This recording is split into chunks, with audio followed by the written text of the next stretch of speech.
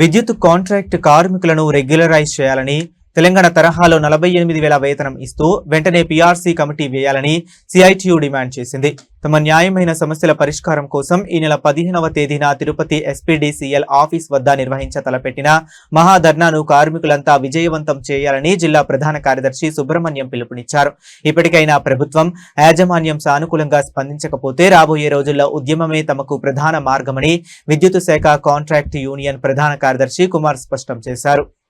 నా పేరు Kumar, United electricity contract workers union జిల్లా ప్రధాన కార్యదర్శిని. మిత్రులారా, విద్యుత్ కాంట్రాక్ట్ కార్మికుల సమస్యలు దశాబ్దాలు గడుస్తున్న సమస్యలు పరిష్కారం ఏమాత్రం కావడం లేదు. ఇప్పటికే అనేక మాటలు యాజమాన్యానికి మన సమస్యల మీద రిప్రజెంటేషన్ ఇవ్వడం జరిగింది. ప్రభుత్వానికి కూడా సమస్యలు పరిష్కరించాలని చెప్పి అనేక మాటలు కింద స్థాయి ఎమ్మెల్యే గారి కానించి పై స్థాయి సీఎం గారి దాకా మన సమస్యల్ని విన్నవించడం జరిగింది. కానీ సమస్యలు దశాబ్దాలు గడుస్తున్న సమస్యలు అలానే ఉన్నాయి తప్పితే సమస్యలు పరిష్కారం కావడం లేదు.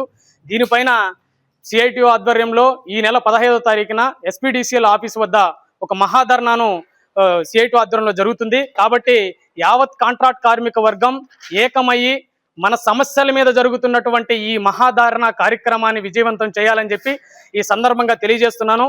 మిత్రులారా, మీరందరూ గమనించాలి, ఏటా దేశ సరిహద్దుల్లో చనిపోతున్నటువంటి జవాన్ల కన్నా ఈ రాష్ట్రంలో విద్యుత్ శాఖలో కాంట్రాక్ట్ కార్మికులుగా చనిపోతున్నటువంటి కాంట్రాక్ట్ కార్మికులు సంఖ్య చాలా ఎక్కువ ఉంది.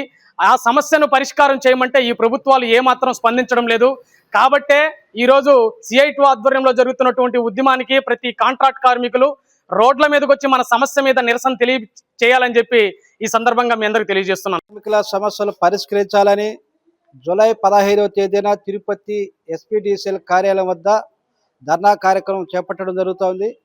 ఇప్పటికే సిఐటియు యూనియన్ ఆధ్వర్యంలో కాంట్రాక్ట్ కార్మికుల సమస్యపై పలు దఫాలుగా ఆందోళన కార్యక్రమాలు చేపట్టడం, అధికారుల దృష్టికి తీసుకెళ్లడం, ప్రభుత్వం దృష్టికి తీసుకెళ్లడం, ప్రభుత్వం చాలా నిర్లక్ష్యంగా వ్యవహరిస్తుంది కాబట్టి ప్రభుత్వ తీరును నిరసిస్తూ కాంట్రాక్ట్ కార్మికులకు అందరికీ కూడా 48,000 రూపాయలు జీతం చెల్లించాలని చెప్పి, అదేవిధంగా జెన్కోలో కానీ ట్రాన్స్కోలో కానీ పనిచేస్తున్న వారందరినీ కూడా ప్రభుత్వం స్వాధీనం ప్రభుత్వ పరిధికి తీసుకొచ్చి వాళ్ళని రెగ్యులరైజ్ చేయాలని చెప్పి కోరుతున్నాం.